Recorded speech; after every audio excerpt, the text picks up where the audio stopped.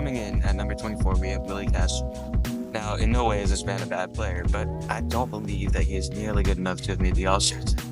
Splits on him come in at 259, 347, 404 with a 751 OPS. So offensively, he's fairly average. And he also only has 7 home runs and around 380 at-bats. Now, on the defensive side, he's been great, rocking up a rate 3 outs above average and rating in the 82nd percentile on arm strength. Overall, he's a good player, but in my opinion, guys like Brent Rooker or Jose Miranda should have made it over. At number 23, I have Isaac Paredes, first-time All-Star for the Tampa Bay Rays, who was just recently traded to the Chicago Cubs. It was a bit tough for me to decide if I should rank Paredes last, but eventually I decided to give him the push over Castro. He's another guy that I don't think deserved the All-Star game, but offensively he's been solid with the top strikeout and walk percentage in the league, with at least being top 83 percentile. That's about it for him though. He has a good OPS at 793, but I definitely wouldn't call that All-Star. He's a pretty average defender, nothing special about that. And the only reason I have him above Willie Castro is due to the little bit better production and offense. Up next at 22, I have David Fry. Now, some people may be mad that he isn't ranked last due to him having only a 1.4 B-WAR, but I'm here to tell you that I don't care.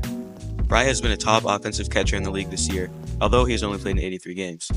He has a comfortable 286 batting average with a very good 391 on base percentage, and the slugging is there too with a 449 slugging percent, all combining for an 839 OPS.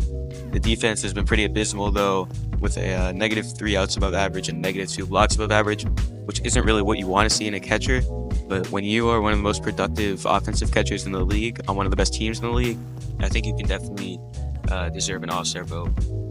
Number 21, I have Josh Naylor, first-time All-Star for the Guardians, and you could say that he's worse or about the same as the last 3 players, but the stuff that stands out to me are the homers combined with the defense.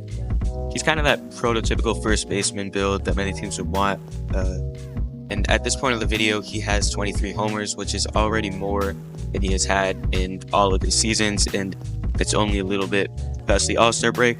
He's got around 800 OPS, and when you combine this with the solid defense at first base, he's definitely a good player and deserving of an All-Star. The now 9-time All-Star Jose Altuve is my pick to start off the top 20. Altuve is always a great contact hitter, and this year is no different, with a 306 batting average, which is top 20 in the American League. Although he's getting old, he's still stealing bases, with 15 bases stolen in the season already. The plate vision, however, isn't nearly as good as it used to be, with 87 strikeouts to 28 walks. Altuve is still 67th percentile in strikeout percentage, though. And the defense hasn't been good this year, but I do think offensively he is deserving enough to make the All-Star game. Jordan Westburg is the 19th best AL All-Star. He's a very good hitter, with a lot of red in his baseball savant for batting, but the one thing he lacks is the plate vision, and you can see this with the 90 strikeouts to the 21 walks. He's a great slugger though, with the slugging percentage being at almost 500 at 497. The 18 homers and the 25 doubles show how good he is offensively. I don't really have much else to say about him, but he is definitely deserving of the All-Star game.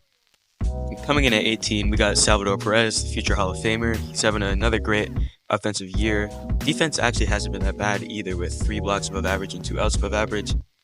Salvi comes into today with 19 homers and 803 OPS, and when you combine that with a very respectable 278 batting average, you have one of the best offensive catchers in the league.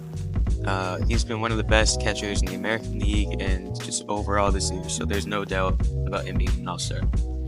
At number 17, we got Corey Seager. You know, in some ways, this has been an unfortunate down year for him. Obviously, he's still been great, but not nearly as good as he was last year when he was that MVP caliber player.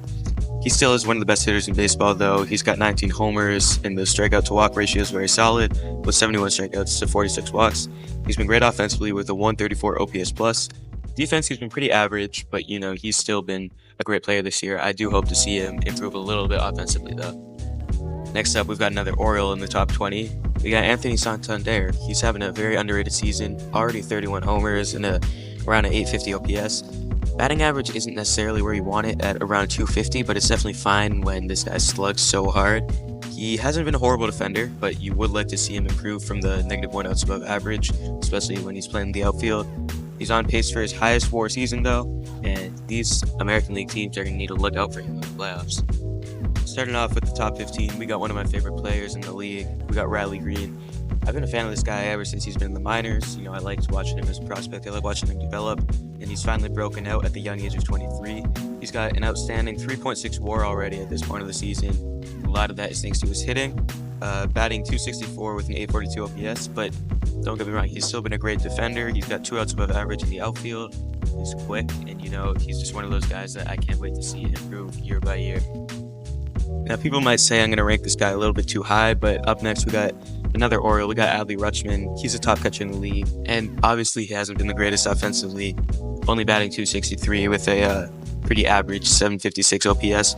But with him, he's got that 17 homers, which is very good for a catcher. And really, what's so great about him is he's such a good defender. He's 100th percentile in blocks above average with 12, which means he's basically the best at blocking in the whole league. Obviously, he's one of those really good guys with plate discipline, the 75 strikeouts to 42 walks. And I really hope to see him improve and get back to a great offensive hitter by the end of the season.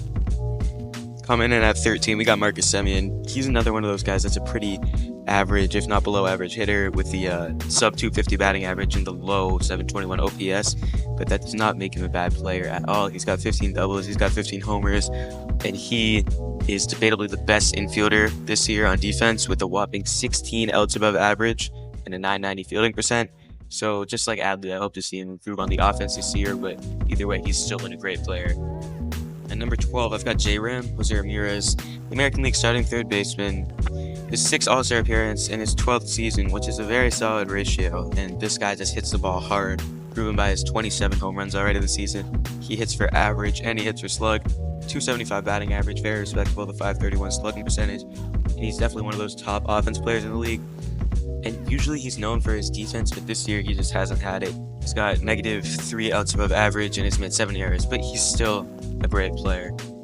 At number 11, we've got one of the top DHs in baseball, Yordan Alvarez. He's not a good defender, so it's the right move for the Astros to keep him as a DH, but he comes in with 20 homers and a high batting average at 296, and he's got that 907 OPS, so obviously one of the best offensive players in the league. Not really much to say about him, but I do think he deserves this 11 spot. And now starting off the top 10, we have the extremely underrated Vladdy Jr., who he is a god-awful defender, like seriously one of the worst in the league, but he is a huge slugger this year. I don't think people have noticed it because they think he's just overrated. He shouldn't make the All-Star game because of the last 2 years, but he's slugging at 524, and he's got 21 homers with a 906 OPS, and that batting average is really high. That's at a 311, so he's been a great offensive player this year. Really wish I could see that defense improve, but this guy Vladdy definitely deserves the top 10 just for that offense. Now at number 9, people might say I'm ranking this guy too high, but I've got Carlos Correa, and he's having a great offensive year. Those last 2 years, they were solid, but they weren't really All-Star caliber, but he's got that 308 batting average and the almost 900 OPS. However, he's only played 75 games, which is, I wouldn't necessarily take it with a grain of salt, but I'd still like to see him play for most of the rest of the season. But other than that, he's a great fielder, he's a great hitter. So Correa is coming in the number 9 spot. At number 8, we got my favorite player currently in baseball. We got Rafi Devers. He just absolutely rakes. He's been hitting for not just power this year, but also for contact. He's got that 306 batting average, 24 home runs, 990 OPS, way up there. And obviously the defense is bad. It's usually bad every year with negative 5 outs above average. But the offense is so good that it just makes up for it. So that's why I got Rafi at number 8. Number 7, this guy is having a breakout year. We got Steven Kwan. He's a elite outfielder. He's got the speed, he's got the plate vision, he's got the fielding. 30 strikeouts to 25 walks is absolutely absurd. He probably has the best eye in the league. Career high in homers at 11, batting average at 332. He hasn't played every game, but when he has played, he's been great. So that's why I got Steven Kwan at number 7. At number 6 is going to be Kyle Tucker. He's consistently been a great player for the past couple of years now, but this year he has really broken out. 19 homers and almost 1,000 OPS at 980 proves why this guy is amazing, and the defense hasn't been bad either. Starting off the top 5 is my second favorite player in the MLB. We got Jarren Duran. He is having a huge breakout year. He went from not being able to catch a fly ball in center to being the All-Star MVP in his first All-Star game. He's got a ridiculous 6 WAR in 107 games. Leads all players in triples with 12 and has 23 stolen bases, so that speed is very killer for him. The thing he's got to work on those is strikeouts. You know, he's got 109 strikeouts to only 39 walks, but top outfielder in the league, 7 outs above average, and incredible speed. That's why I have Duran at number 5. Number 4, ooh, this is a tough one, but I got Gunnar Henderson. You know, this guy can do it all. Amazing fielder, spectacular hitter, 28 homers already. I mean, that's just crazy. He's got so much power. Very respectable 285 batting average and that 934 OPS. He's fast. He's got a great bat. He's got a great glove. And, you know, he's one of those MVP candidates, and that's why I have him at number 4. Okay, so now we got the top 3. And Orioles fans, I hope you're not mad that I put Gunnar Henderson at 4 and not in the top 3. But I think it's reasonable because at number 3 we have Juan Soto.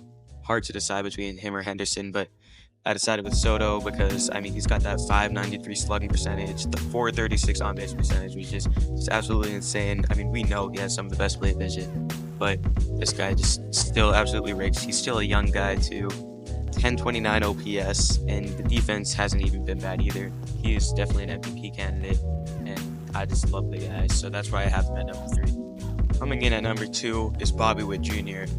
Oh boy, this guy is good. I mean, seriously, like him and Judge, I mean, they're pretty close. I still have Judge at number 1, but dude, Bobby with a 350 batting average, almost 600 slugging, a whopping 7 WAR, 15 outs above average. He just does it all. It's an absolute monster, an absolute beast, and that's why I have him at number 2. And at number 1, the 2022 MVP, Aaron Judge. This guy is just absolutely amazing. He's always breaking. He's always doing something. 7.5 WAR already, 39 home runs, absolutely insane. Hitting for contact, 316 batting average, slugging with an absolutely insane 689 slugging percent, which is just crazy. And dude, this guy, easily future Hall of Famer, easily best player in the league right now. And I do think that he is going to win his 2nd MVP this year. Alright, so that's the list. That's the AL hitters that are all-stars that were ranked this year. Let me know what you guys think, where you would switch up the rankings, who you like, who you dislike, who got snubbed from the all-star game. Thank you guys for watching. This video took a lot of work for my first video, so I hope you guys subscribed. If not, it's alright, but at least leave a like, and if you do subscribe, turn on notifications. Thank you guys for watching.